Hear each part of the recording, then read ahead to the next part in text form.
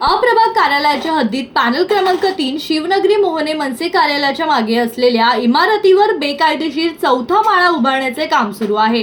मालक आणि ठेकेदार या दोघांवरती फौजदारी गुन्हा दाखल करून कारवाई करण्याची मागणी होऊ लागली आहे। कार्यालयाचे सहाय्यक आयुक्त जयवंत चौधरी हे SIR चे कारण देत फक्त बघण्याची भूमिका निभावताना दिसत आहेत।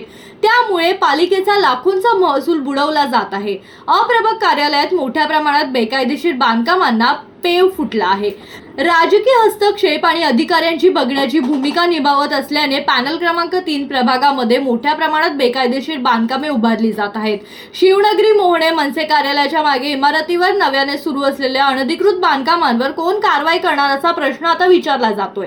कारण सहाय्यक आयुक्त जयवंत चौधरी यांना अनधिकृत बांधकामांबद्दल विचारले असता ते फक्त बघतो, कारवाई करतो, मला वेळ नाही असे उडीचे उत्तर देत असतात।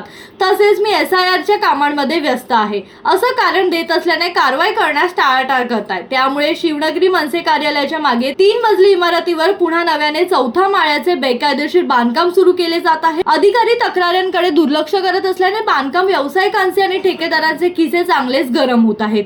मोहने शिवनगरी मनसे कार्यालयाचे मागे उभे असलेल्या इमारतीवर कारवाई होते का हे पाहावे लागणार आहे।